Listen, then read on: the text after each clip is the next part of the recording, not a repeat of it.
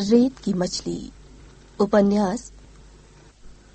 दरवाजा किसी ने ठकठकाया। ऑफिस जाने को तैयार हो रही थी, इसलिए किसी का आना खल गया। कपड़े भी तो ठीक से नहीं पहन पाई थी। ऑफिस जाने की व्यस्तता और असमय आगंतुक के कारण मन क्षुब्ध हो आया था। दरवाजे पर चपरासी था। उसने बताया कि मेम साहब याद कर रही हैं। मेम साहब यानी श्रीमती डेविड, युवा महिला संघ की सेक्रेटरी। मन में खींच भर रही थी कि ऑफिस जाने के वक्त ही बुलाने की जरूरत क्यों पड़ गई। जैसे तैसे कपड़े पहने और नीचे आई।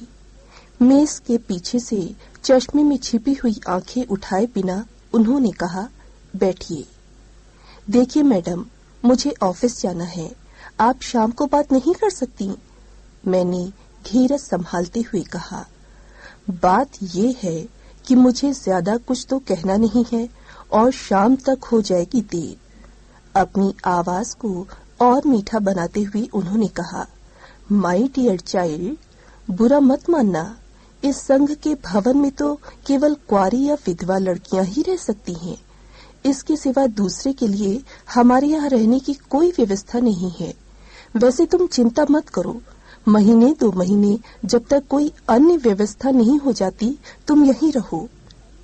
लेकिन मैडम, जब मैंने यहाँ प्रवेश लिया था मैंने इस बात को छुपाया नहीं था, और फिर अब तो मुकदमा भी शुरू हो चुका है। पिछले 5 साल से तो मैं बिल्कुल अकेली रह रही हूँ। जब मैं इस भवन में आई उस वक्त ऐसा कुछ बता देती। बात पूरी उन्होंने सुनी नहीं, बीच में बोल उठी, अब देखिए, उस वक्त तो हमसे गलती हुई। आपकी इस गलती के बारे में तो मैं कुछ नहीं कहना चाहती, लेकिन मैडम आपके इस नियम में न्याय नहीं है, तर्क नहीं है। उन तमाम लड़कियों के बारे में आप क्या सोचती हैं जो कुंवारी तो नहीं है पर अपने को मिस लिखती हैं? आप जानती भी हैं उन्हें? उनके चेहरे पर तनाव झलक आया। कुर्सी पर सीधे बैठ गईं और थोड़ी देर तक मेरी आंखों में देखती रहीं। फिर बहुत सूखी हुई आवाज में बोली, dear child, you are not concern. मुझे लगा जैसे यहाँ निजी व्यवहार के रास्ते में एक अंधी गली है। शायद मेरे चेहरे पर गहरा असंतोष उभर आया था। उस असंतोष को श्रीमती डेविड ने पहचान लिया, लेकिन उनके चेहरे का भाव बदला नहीं। अपने आप को नियंत्रित रखते हुए उन्होंने कूटनीति भरे स्वर में फिर वही बात दोहरा दी कि वे मजबूर हैं, और ये भी कि इस मामले में नियम बहुत साफ है। नियम बहुत साफ है। मेरा गुस्सा फूट पड़ा। यानी जो झूठ बोलकर नियम तोड़े वो सही है, और जो सच बोलकर वैसा ही करे वो अपराधी। ये नियम नहीं, ढकोसला है। और भी जाने मैं क्या क्या उस वक्त गुस्से में कह गई। मेरे उन शब्दों की क्या प्रतिक्रिया हुई ये पढ़ने की स्थिति में मैं नहीं थी। उनका कमरा छोड़ते हुए मैंने कहा, मुझे नहीं चाहिए आपकी कृपा। 1-2 महीने नहीं, 1-2 दिन भी ठहरना मैं अपमान समझती हूँ। आपने नियमों का ज्ञान कराया, इसकी आभारी हूँ। ऑफिस जाने के लिए तैयार हुई थी, लेकिन अंतस्तल अस्त व्यस्त हो उठा था। मन इतना ज्यादा उद्विग्न हो गया था कि ऑफिस जाने की इच्छा नहीं हुई। तेजी से अपने कमरे में लौटी और जो चीज हाथ आई उसे उठा उठाकर बिस्तर पर पटकती चली गई। बिस्तर के ऊपर और आसपास फर्श पर चीजें बुरी तरह बिखर गईं। सच तो ये है कि क्षोभ की अभिव्यक्ति के सिवा ये भवन छोड़ने की तैयारी भी करनी है, ये मैं भूल गई। उधड़ गए बिस्तर के सिरे से एक नन्हा सा रुपहला फ्रेम चमक रहा था। फ्रेम के बीच में दिखाई देते काले सफेद धब्बों के बीच अचानक एक कोमल चेहरा उभर आया। उस कोमल आकृति के उभरते ही जैसे खौलता हुआ क्षोभ धीरे धीरे बैठने लगा। क्षुब्ध मन आर्द्र हो आया। आंखों की कोर भी गीली हो आई। साहस नहीं हुआ कि रुपहले फ्रेम में मढ़ी हुई एक भोले चेहरे की वो तस्वीर हाथ में उठा लूं। क्षोभ का वो उबाल थम गया था, इसलिए धीरे धीरे बिखरा हुआ सामान एकत्र करती जा रही थी। लेकिन ऐसा लगा कि जैसे जैसे मैं सामान इकट्ठा करती जाती हूँ, मन की गांठें बिखरती जाती हैं, जैसे एक कसी हुई रस्सी जिसका एक एक तार बिखरता जा रहा हो। एक चीज के साथ जुड़ी हुई किसी दूसरी चीज के अलग होते ही सब कुछ बिखरने लगा, सब कुछ टूटने लगा। परित्यक्ता केवल इसी एक शब्द के साथ बिखराव और टूटन की लंबी श्रृंखला जुड़ी है। टूटन के इस अछूर क्रम में आज युवा महिला संघ के भवन से ये अलगाव भी स्वीकार करना होगा। दूसरा उपाय नहीं। निरंतर अपने आप से लड़ती हुई अब मैं यहाँ पर ये छोटी सी लड़ाई छेड़ दूं, ये नहीं होगा। हाथ एक निश्चित दृढ़ता के साथ काम करने लगे। थोड़ी देर में संघर्ष के जीवन से धड़कते हुए उस कमरे में निष्प्रभ वातावरण उतर आया। सामान अधिक नहीं था। उसे सावधानी से इकट्ठा करने के बाद मैं नीचे आई। फोन श्रीमती डेविड के ही कमरे में था। एक क्षण ठिठकने के बाद बिना उनकी ओर देखे मैं फोन की ओर बढ़ गई। उन्होंने भी संभवतः मेरी ओर नहीं देखा। कुमुद फोन पर ही मिल गई। मैंने कहा कि उसे तुरंत यहाँ युवा महिला संघ पहुंचना होगा। कुमुद को आने में कोई 20 मिनट से ज्यादा नहीं लगा होगा, लेकिन मुझे ऐसा अनुभव हुआ जैसे एक युग बीत गया हो। अभी वो टैक्सी से उतरी ही थी कि लपक कर मैं उसके पास पहुंच गई। मैंने कहा कि वो टैक्सी अभी जाने न दे। कुमुद कुछ पूछे कि इससे पहले मैं झपटती हुई अपने कमरे की तरफ बढ़ गई। सामान नौकर के बजाय खुद उठाकर किसी तरह लड़खड़ाती हुई टैक्सी के पास आई। कुमुद परेशान हो आई। मैंने उससे सिर्फ इतना ही कहा, घर चलो, वहीं सब कुछ बता दूंगी। छोटी सी कोठरी कहा जा सकता है उसे। एक बड़ी कोठी के सर्वेंट क्वार्टर की मामूली सी कोठरी। अवसर दूसरा होता तो शायद मन से निकलता कि महलों से झोपड़ी में आ गई, लेकिन कुछ सोच न सकी। कुमुद की सहानुभूति से वो कोठरी बिना सजावट के ही सज आई थी, लेकिन फिर भी मन बहुत उद्विग्न होकर भटकने लगा। सामान खोलकर रखते हुए बार बार बरसों पहले का अपना वो घर स्मृति को छू जाता था, जिसे कभी मैंने और शोभन ने बड़े यत्न से गुलाब, पंसुतिया और नीलकमल उगा उगा कर अपने हाथों सजाया था। उसमें कैक्टस पर लताएं चढ़ा दी थीं। वो सुंदर सा घरौंदा था जिसे बड़े प्यार से सजाया था। वो घर सादा था लेकिन सुख से फूलता था। कहाँ होगा, कैसा होगा उस घर का सुख सौरभ? डाल से गिरे किसी पत्ते की तरह बरसों में भटकी हूँ, और आज अगर कुमुद का स्नेह मुझे अटका न लेता तो किस अतल में ठहरना होता ये नहीं जानती। सहारा और साया। उसने कहा था कि वो जीवन भर मेरे लिए खड़ा रहेगा, मुझे छाया देगा। स्मृति के स्पर्श से मैं सिहर उठी, जैसे कोई किसी कटे हुए अंग के तंतु छूकर हरे कर गया हो। बरसों के भटकाव के बाद कुमुद के स्नेह की इस अंजुरी में ठहर कर मैं जैसे मोहाविष्ट हुई, डूब डूब जाने लगी। झूठी वितृष्णाओं से चमकती हुई दूर तक फैली रेत और रेत में उभरते झूठे साए।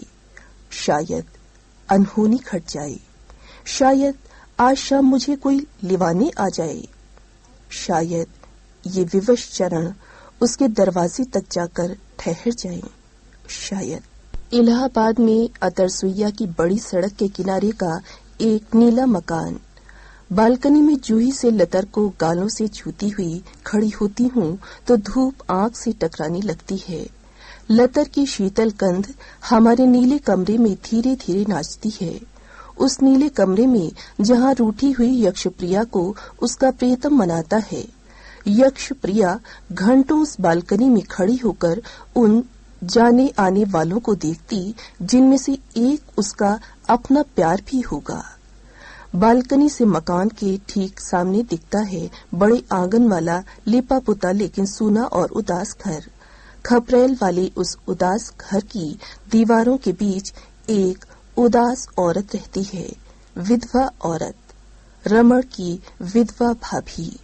अक्सर देखा है कि रमण इस बालकनी की तरफ एकटक देखता है। शायद उस वक्त भी देखता है जब मैं शोभन के साथ घूमने जाती हूँ। पिता और बड़े भाई की अकस्मात मृत्यु के बाद घर का शायद वो एकमात्र सहारा था। बचपन में शोभन के साथ खेला था और कुछ दिनों पढ़ा भी था, लेकिन हाई स्कूल के बाद ही पढ़ाई छोड़कर उसे नौकरी करनी पड़ गई।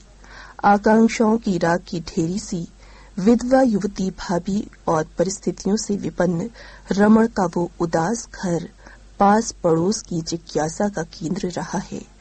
जाने कितनी कल्पनाएं और कहानियां उन दोनों के साथ जुड़ गई थीं, लेकिन रमण के सामने भी उपाय दूसरा नहीं था। विधवा भाभी एक ऐसा सत्य थी जिसे वो अपने कंधे से उतार नहीं सकता था। भाभी के जीवन से बंधे अपने भविष्य के साथ ही साथ रमण शायद ये भी देखता था कि उसके सामने नीले घर में जो जीवन है, जो रस है, वो उसे झंझोड़ता है। कुंठाओं की मार से वो तिलमिला उठा, अंदर ही अंदर एक विकृत विद्रोह से भर उठा। कभी कभी वो देखता तो उसकी आंखों को देखकर एक अजीब सिहरन महसूस होती, कभी कभी उलझन होने लगती। मैं वहां हूँ या नहीं, वो एकटक लगातार घंटों किसी मूर्ति की तरह खड़ा हुआ बालकनी की तरफ घूरता रहता। उलझन से भरकर मैं बालकनी से अलग हट जाती तो कभी कभी अजीब आवाजें सुनाई पड़ने लगती। ऐसा लगता जैसे प्रेत आत्माएं कहीं लड़ रही हों। रमण ऊंची आवाज में अपनी भाभी से लड़ता था। कभी कभी ऐसा लगता जैसे भाग दौड़ भी हो रही है। पड़ोस के लोग कहते कि वो अपनी भाभी को पीटता भी है। जूही के फूलों और गुलाबों पर उतर जाती ऋतुओं के साथ 2 बरस हवा से बीत गई। प्रेत आत्माओं की वो आवाज जूही और बनसुतिया के फूलों के साथ जैसे कांटों की तरह अनिवार्य हो आई थी।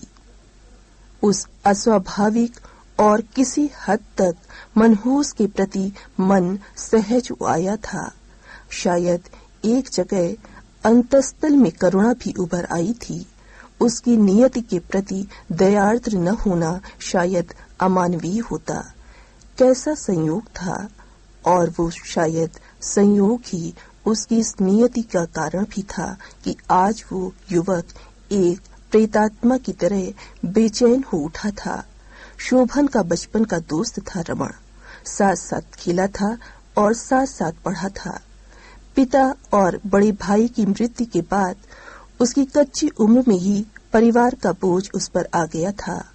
हाई स्कूल मुश्किल से पास करने के बाद ही वो कॉलेज के बजाय दफ्तरों के चक्कर लगाने लगा था, और फिर एक दिन टूटा लेकिन संतुष्ट वो रमण एक सरकारी दफ्तर से घर और घर से दफ्तर के बीच सीमित हो गया। कभी कभी सोचती कि सामने के मकान की उन मनहूस दीवारों के भीतर क्या होगा। नौकरी से लौटा हुआ थका और पराजित रमण और घर की दीवारों में घिरी हुई उसकी विधवा भाभी। क्या वहां इन दीवारों के अंदर कोई जूही फूलती होगी? क्या उस बंधे पानी में कोई नीलकमल उगता होगा? अगर उगता होगा तो शायद सिर्फ एक रात के लिए, और सुबह फिर मुरझा कर मर जाने के लिए। भाभी जवान थी लेकिन बंधी हुई। मर्यादाओं की दीवारें इतनी ऊंची थीं कि उनके इस पार झांकना भी मुश्किल था। मुमकिन है थका और पराजित रमण उस कुंठित युवती का अंकशाई भी हो। पड़ोस में तरह तरह की बातें थीं। शायद दबी जवान में ताने भी सुनाई दे जाते थे। लोग ये भी कहते थे कि उसकी भाभी रमण की शादी इसलिए नहीं होने देना चाहती कि उसकी अपनी हसरत पूरी नहीं होगी। उदासी, खिन्नता, अपमान, पराजय से शायद रमण किसी प्रेत की तरह ठंडा भी पड़ गया था। रात के अंधेरे सन्नाटे में सहसा वो चीखना चिल्लाना शुरू कर देता था। जो भी चीजें हाथ में आती थीं उठाता, फेंकता और तोड़ता था और भाभी को गालियां देता। भाभी के रोने की मनहूस आवाज बालकनी से तैरकर अंदर आती तो इनकी बाहों में भी एक विवश कंपन दौड़ जाता। मैं भी सिहर उठती। सर्दी की खामोश सहमी अंधियारी रात में घरों की खिड़कियां खुल जाती और गर्म कपड़े लपेटकर लोग बाहर झांकने लगते। रमण चीखने लगता और चीखते चीखते उसकी आवाज भर्रा जाती और जैसे क्रोध से फटता हुआ कहता जाता, ये शोभन, इस शोभन को भी मैं जिंदा नहीं छोड़ूंगा, छुरा मार दूंगा। कभी कभी उसके स्वर में लाचारी होती थी। वो रोता था और इस बात का कसम खाता था कि वो पढ़ेगा, बड़ा अफसर बनेगा और शोभन की तरह किसी सुंदर लड़की से शादी करके घर बसाएगा। कुछ दिनों बाद एक दिन शोभन ने बताया कि रमण ने यूनिवर्सिटी जाना शुरू कर दिया है, लेकिन ये सत्य बहुत सुखद साबित नहीं हुआ। एक दिन मैंने देखा यूनिवर्सिटी जाते वक्त मेरे पीछे पीछे वो चला आ रहा है। मैं अस्थिर हो उठी, लेकिन फिर मैंने अपने आप को संभाल लिया। अगले दिन फिर उसी तरह रिक्शे का पीछा करता हुआ रमण देखा। मुझे खींच हुई और फिर वो क्रम लगातार चलता रहा। कभी कभी ऐसा लगता कि वो साइकिल पर पीछे पीछे आते वक्त कुछ बुदबुदाता है और कभी कभी गुस्से से तमतमा भी उठता है। उसका आतंक जब सीमा से बाहर हो गया तो एक दिन मैंने चुपचाप अपनी सास से सब कुछ बता दिया। शोभन से भी कहा। हल्की सी चिंता इनके चेहरे पर उभर कर डूब गई। फिर वे बोले, कोई बात नहीं, तुम्हारा मन पवित्र है तो रमण तुम्हारा कुछ नहीं बिगाड़ सकता, तुम उसकी तरफ ध्यान मत दो। ध्यान मैं न देती, लेकिन परिस्थिति उतनी सहज नहीं थी। घर लौटने के बाद रात को रमण का वो पागलपन हर दिन बढ़ता जाता था। कभी कभी विधवा भाभी की छोटी सी बच्ची तक को पीटता था।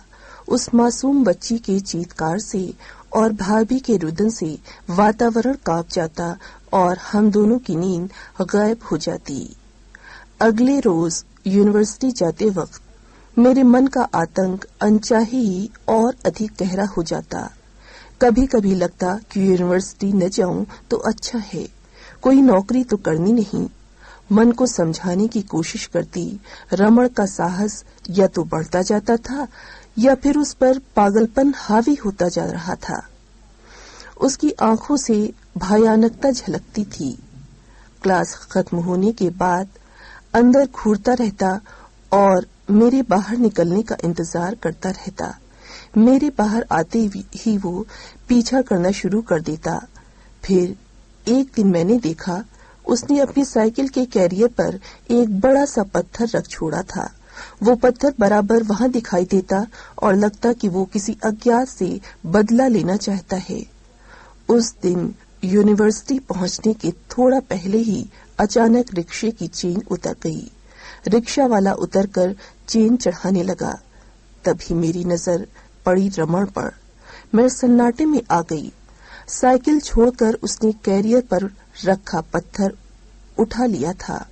शायद मुझ पर फेंकने जा रहा था। आज शायद अनहोनी घट जाएगी। डर से मेरी आंखें बंद हो गईं। भयंकर आतंक के कुछ क्षण कैसे बीते मुझे पता नहीं। जब मैंने आंखें खोली तो पाया कि रमण ज्यों क्या त्यों पत्थर उठाए जड़ हुआ खड़ा है। मैंने कांपते स्वर में शायद उससे कहा था कि मैंने उसका क्या बिगाड़ा है। रमण रोष से कांपता हुआ गालियां बकता रहा और फिर पत्थर एक ओर फेंक कर चला गया। तनाव के वे क्षण बीत गए। उसके बजाय अब क्षोभ उभर आया।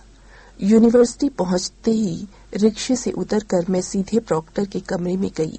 घबराहट से कांपती आवाज में किसी तरह मैंने रमण की घटना बता दी। प्रॉक्टर ने संजीदगी से सुना और मुझे निडर होकर जाने को कहा।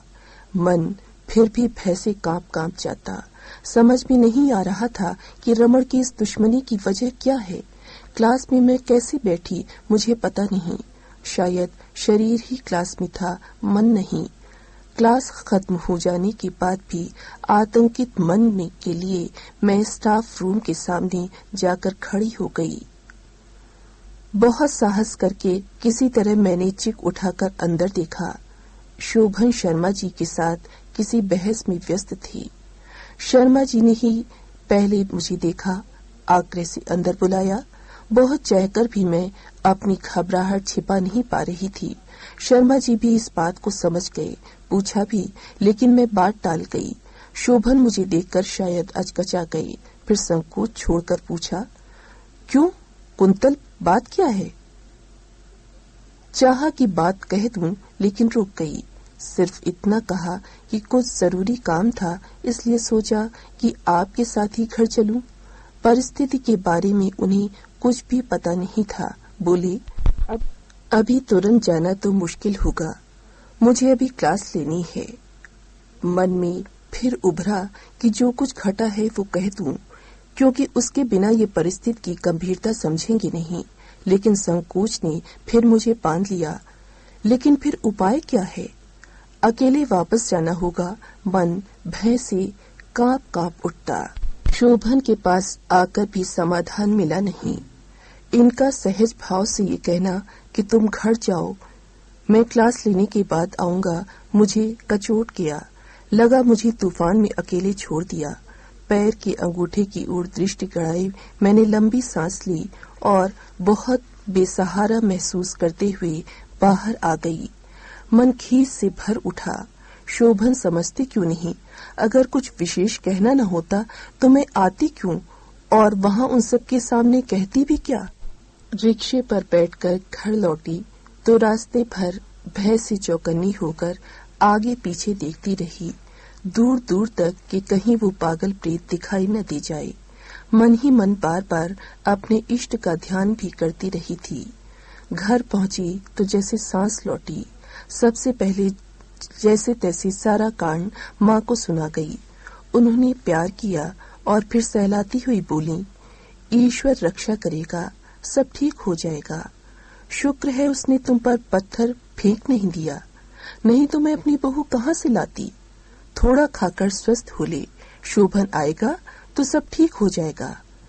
मेरा मन घटनाओं से उलझकर खिन्न हो गया था। जुबान का स्वाद जैसे बिगड़ गया था। खाने का जी नहीं था। फिर भी किसी तरह नाश्ता किया, तभी दरवाजे पर आवाज हुई। जाने क्यों मैं सहसा घबरा गई। माँ ने मेरे आतंक को समझ लिया। उठते हुए बोली, तुम बैठो, अब से मैं ही दरवाजा खोला बंद किया करूंगी। दरवाजा खुलने की आहट हुई और शोभन की आवाजें आईं, माँ तुम? कुंतल नहीं आई क्या? कहते हुए वे अंदर आ गए। उनकी उत्सुकता और चिंता उनके चेहरे पर उभरी हुई मैंने देखी। मैं आश्वस्त हुई। मुझे देखते ही वे निकट आए और फिर माँ के संकोच से अलग हट गए। हाथ मुंह धोया और तुरंत अपने कमरे में चले गए। नाश्ता लेकर जब मैं पहुंची तो लगा आतुरता से प्रतीक्षा कर रहे थे। हाथ से नाश्ते का सामान लेकर जल्दी से एक तरफ रखा और बाहें पकड़कर खींचते हुए बोले, क्या बात थी? आज स्टाफ रूम में कैसे आ गईं? चेहरे में झांकते हुए किसी सीमा तक मुक्त आंखों से देखते हुए उन्होंने कहा, विभाग में लोग तुम्हारी बड़ी तारीफ कर रहे थे, बल्कि मैंने जब तुम्हें अकेले भेज दिया तो शर्मा जी बरस ही पड़े।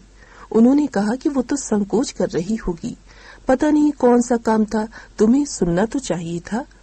वैसे सच बताऊं कुंतो, तुम्हारा सुर सुनने के लिए ही तो जीता हूँ। बाद में तो मुझे भी लगा कि भूल हुई। तुम्हारे जाने के बाद तो जी भी उखड़ गया था। पता नहीं क्यों कुछ आशंकाएं भी मन में तैरने लगीं। मेरे कंधों को भींचकर जैसे उन्होंने आशंका का शमन कर लिया और फिर कान के पास होंठ लाकर धीरे से बोले, कहीं चलना था? उन क्षणों की मधुरता को सहसा तोड़ने का साहस मुझे भी नहीं हुआ। पहली बार मैं बात टाल गई। बोली, कुछ भी तो नहीं है, आप पहले नाश्ता कीजिए। मन के गहरे में छुपी हुई बात उनसे पढ़ ही न जाए, ऐसा भी संभव नहीं था। ये मुझे भी मालूम था। मैं ये भी जानती थी कि जब तक अंदर की बात उन्हें बताऊंगी नहीं, तब तक वे बात को टलने नहीं देंगे। इसलिए तुरंत ही मैं शर्मा जी के बारे में पूछने लग गई। इतना अंतराल अवश्य हो सका कि वे चाय पी लें, लेकिन फिर तुरंत ही वे प्रसंग पर लौट आए। मैं बर्तन लेकर उठने को ही थी कि उन्होंने फिर हाथ थाम लिया। तन्मय होकर बोले, छोड़ो न ये सब कुंतु, पहले बात बताओ न क्या है। सच तो ये है कि अब वो बात बताने का वैसा साहस और मैं बटोर नहीं पा रही थी। रमण की वो घटना इनके भावुक हृदय पर कितना गहरा आघात पहुंचा सकती थी, इसका अनुमान मुझे था, किंतु वे अब इस बात को अच्छी तरह समझ गए थे कि मैंने उनसे कुछ छुपाया है और उसे छुपा ही रहने देना चाहती हूँ। ऐसे क्षणों में दूसरे को विवश करना उन्हें आता था। बस अपनी बाहों में कसकर जकड़ लिया। एक क्षण के लिए लगा कहीं उस दबाव से ही बात बाहर न आ जाए, लेकिन संतुष्ट हुई कि एक चुंबन ने ओठों को बंद कर दिया। लेकिन कितनी देर! अंतर की बात चुंबन की मधुरता के चुंबकीय आकर्षण के साथ साथ ओठों तक आ गई। बात कहते कहते मन भारी हो आया, आंखें भीग गईं। रमण की उस हरकत के एक एक पहलू के बारे में विस्तार से उन्होंने सुना और गंभीर हो गए। मेरे कंधों पर से उनकी बाहों का कसाव ढीला हुआ और वो धीरे से उठकर खड़े हो गए। कुछ देर सोचते रहे और फिर जैसे उलझे और खोए हुए से कमरे में टहलने लगे। इधर से उधर, उधर से इधर वे उसी तरह टहलते रहे और मैं उद्वेग से घुटती रही। गहरा मौन मेरे अंतर को सालने लगा। बेचैन होकर मैंने कहा, आप अचानक चुप क्यों हो गए? मुझे घबराहट हो रही है। मेरे स्वर में कायरता भराई थी। मैंने व्यग्रता के साथ पूछा, बता दीजिए ना, मैंने कुछ गलत किया? उनका टहलना रुक गया। बहुत गंभीर स्वर में बोले, ऐसी कोई बात नहीं है। चिंता ये है कि प्रॉक्टर ने उसे पुलिस में दे दिया होगा। मुकदमा चलेगा। जब तक फैसला नहीं होता वो बंद रहेगा। सारी यूनिवर्सिटी में चर्चा होगा। लोगों को क्या, छोटी सी बात पे स्कैंडल बनते देर नहीं लगती। मैं सन्नाटे में आ गई। गला भर आया। इससे तो अच्छा होता कि वो पत्थर मार देता और मैं मर जाती। मैं सुबकने लगी। वे फिर उसी तरह गंभीर टहलते रहे। संभवतः वे इतने गंभीर थे कि मेरे रोने की तरफ उनका ध्यान भी नहीं गया।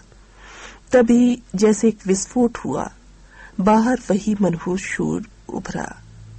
रमण की भाभी जोर जोर से रो रही थी और शोभन को बुरा भला कहती जा रही थी। यंत्रवत मेरी हथेलियों ने आंखों और गालों से आंसू पोंछ लिए। व्यस्त होकर मैं उठी और भरसक रमण की भाभी की ओर से ध्यान मोड़ने के लिए अनावश्यक रूप से बिस्तर उलटने पलटने लगी। ये और अधिक गंभीर हो उठे थे। रमण की भाभी की एक एक बात उसके रुदन के साथ वातावरण में गूंज रही थी। आस पास शायद लोग भीड़ लगाकर सुनने भी लगे होंगे। रो रो कर कहे जा रही थी, अब शोभन का कलेजा ठंडा हो गया होगा।